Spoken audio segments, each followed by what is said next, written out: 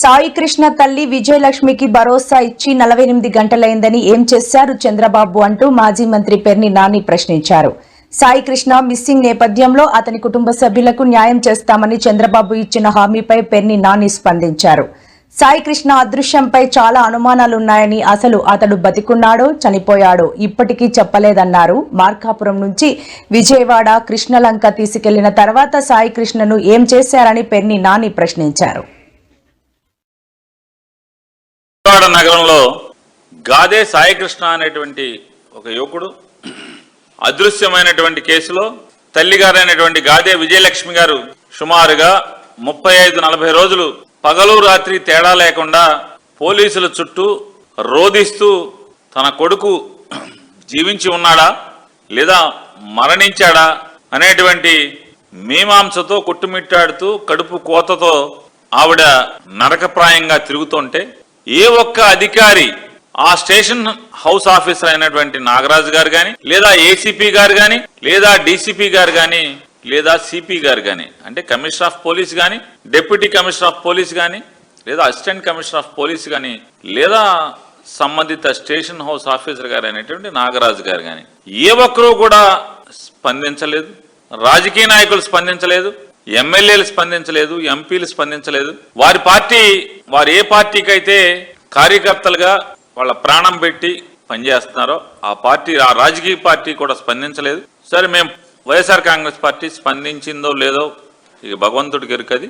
ఇవాళ చంద్రబాబు నాయుడు గారు 40 రోజుల తర్వాత ఆ గాదే విజయలక్ష్మి గారు తల్లిగారు, సాయికృష్ణ గారి తల్లిగారు అనేటువంటి గాదే విజయలక్ష్మి గారిని చంద్రబాబు నాయుడు గారు తన ఇంటికో తన దగ్గరకో పిలిపించుకుని భరోసా ఇచ్చారని చెప్పని తల్లిగారు, మేనమామ గారు, సాయికృష్ణ యువకుడు సాయికృష్ణ మేనమామ గారు, అలాగే తల్లిగారు ఇద్దరు కూడా చంద్రబాబు నాయుడు గారితో కలిసి వచ్చిన తర్వాత వారు ప్రపంచానికి ఇన్నాళ్లు తమకు అండగా ఉన్నటువంటి కొన్ని మీడియా ఛానల్స్ కి వారు చెప్పారు, ప్రపంచానికి చెప్పారు.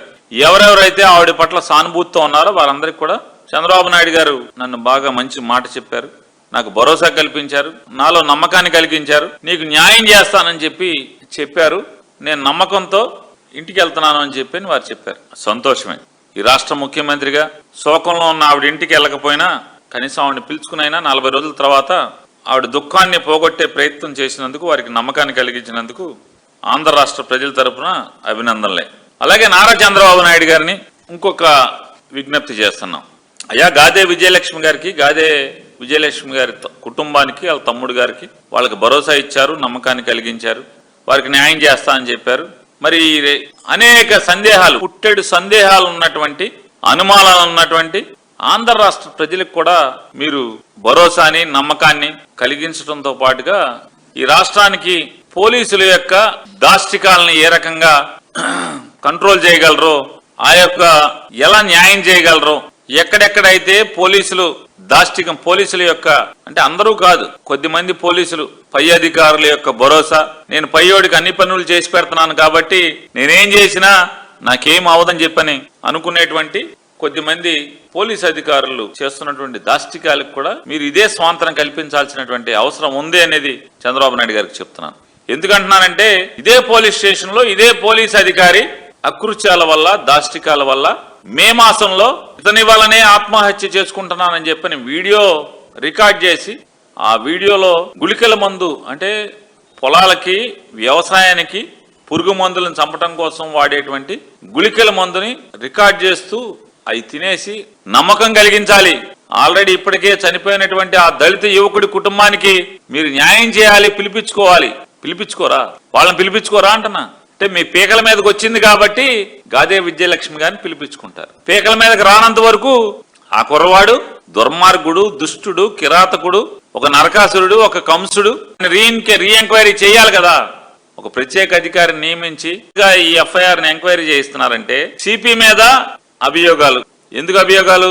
మార్కాపురం వెళ్లి టాస్క్ ఫోర్స్ వాళ్ళు తీసుకొచ్చారు. టాస్క్ ఫోర్స్ ఎవరి నాయకత్వంలో నడుస్తుంది? విజయవాడ పోలీస్ కమిషనర్ గారి నాయకత్వంలో నడుస్తుంది. ఆయనకి తెలియకుండా, ఆయన ఆదేశాలు లేకుండా, ఆయన కనుసైగలు లేకుండా ఆఖరికి హోంగార్డు కూడా బయటికి కదలడు.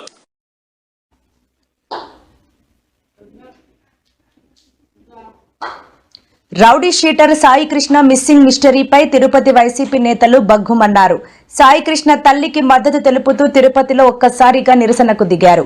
అనంత వీధి నుంచి గాంధీ రోడ్డు పూల మఠం వరకు భారీ ర్యాలీ నిర్వహించారు. సాయి కృష్ణను విజయవాడ కృష్ణలంక పోలీసులు లాక్ డెత్ చేశారని, సీబీఐతో విచారణ జరిపించాలని నినాదాలు చేశారు. ప్రతి ఒక్కరికి శిక్ష పడాలని డిమాండ్ చేశారు.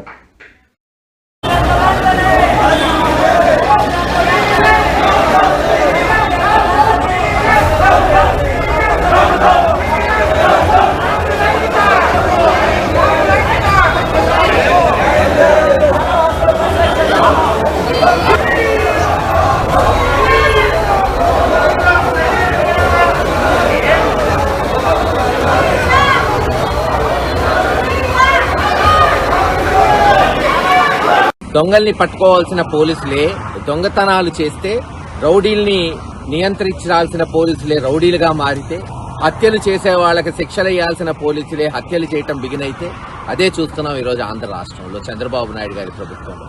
దీనికి కారణం పోలీసుల్ని వాళ్ళ దందాలకు వాడుకోవటం, ప్రతిపక్షాలని అణగదొక్కడానికి వాడుకోవటమే పోయిన 2 సంవత్సరాల నుంచి చంద్రబాబు నాయుడు గారి కూటమి ప్రభుత్వం చేయటంతో పూర్తి వ్యవస్థ నిర్వీర్యం అయిపోయింది. గత వారం 10 రోజుల క్రితం సాయి కృష్ణ అనే వ్యక్తిని తీసుకెళ్లి ఎన్కౌంటర్ చేసి చివరికి బాడీని కూడా కాల్చేసి బూడిదను కూడా పాపం తల్లికి ఇవ్వకుండా ఈ రోజున నాటకాలు ఆడుతున్న ఈ పోలీస్ వ్యవస్థని, ఆ సిఐని ఏం చేయాలో ఆలోచించండి. ఇటువంటి ఘటనలు అనేకం ఈరోజు ఈ 2 సంవత్సరాల్లో మనం చూస్తూ పోతాం. ఒక చిన్న పాప జ్ఞానేశ్వరి తునిలో తప్పిపోతే కనీసం ఆచూకీ కనుక్కోలేకపోతుంది ఈ చంద్రబాబు నాయుడు గారి పోలీస్ వ్యవస్థ. కేవలం ఒక సాయి కృష్ణే కాదు, మరో యువకుడు కూడా అదే సిఐ యొక్క బాధలు తట్టుకోలేక ఆత్మహత్య చేసుకోపోయాడనే ఉదంతాలు వస్తున్నాయి. కథలు ఇప్పుడు అన్ని బయటపడుతున్నాయి. కానీ చంద్రబాబు నాయుడు గారు ఏం చేశారు? ఆ సిఐని ఏదో తూతూ మంత్రంగా సస్పెండ్ చేశారు. రేపు ఒక ఎంక్వైరీ చేశారు. ఆ ఎంక్వైరీ ఏమీ తేల్చదు. కొండని తవ్వి కనీసం ఎల్లుకను కూడా పట్టుకోరు. రేపు వీళ్ళు జరగబోయేది ఏంటంటే ఏదో సల్లుబుల్లు కబుర్లు చెప్పి ఇంకా ఇన్వెస్టిగేషన్ చేయాలి, ఇంకా లోతుగా చేయాలని చెప్పి కేవలం సమయాన్ని గడపటం తప్పితే నిజమైన నిందితుల్ని పట్టుకునే సామర్థ్యత, వాళ్ళకి శిక్ష వేసే మరి సమర్థత ఈ ప్రభుత్వానికి లేదు. లా అండ్ ఆర్డర్ పూర్తిగా విఫలమైంది ఈ రాష్ట్రంలో. నిన్న ప్రతిపక్ష నాయకుడు గౌరవ మాజీ ముఖ్యమంత్రి జగన్మోహన్ రెడ్డి గారు డిమాండ్ చేసినట్టు ఖచ్చితంగా సిబిఐ ఎంక్వైరీ వెయ్యాలి సాయి కృష్ణ ఉద్దాంతంలో. ఈ రాష్ట్రంలో పోలీసులు ఏం చేస్తున్నారా అంటే, వాళ్ళ ఎమ్మెల్యేలు చింతమనేని ప్రభాకర్ వంటి ఎమ్మెల్యేలు ఫుల్లుగా మందు కొట్టి నడి రోడ్డులో మరి అనేక మంది మీద దాడి చేస్తుంటే వాళ్ళకి సెక్యూరిటీ కల్పిస్తున్నారు తప్పితే కనీసం నియంత్రించగలిగారా, అరెస్ట్ చేయగలిగారా? ఇది ఈ రోజు పోలీస్ వ్యవస్థ అని తెలియజేస్తున్నారు.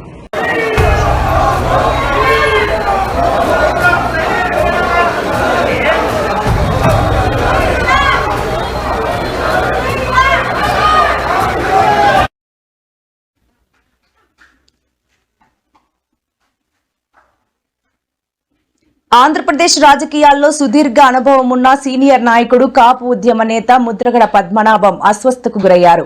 ప్రస్తుతం ఆయన హైదరాబాద్ లోని ఒక ప్రముఖ ప్రైవేట్ ఆసుపత్రిలో చికిత్స పొందుతున్నారు.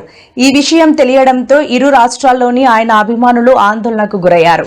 ప్రస్తుతం ఆయన ఆరోగ్య పరిస్థితి పూర్తిగా నిలకడగానే ఉందని, ఆందోళన చెందాల్సిన పని లేదని చికిత్స అందిస్తున్న డాక్టర్ల టీం అధికారికంగా వెల్లడించింది.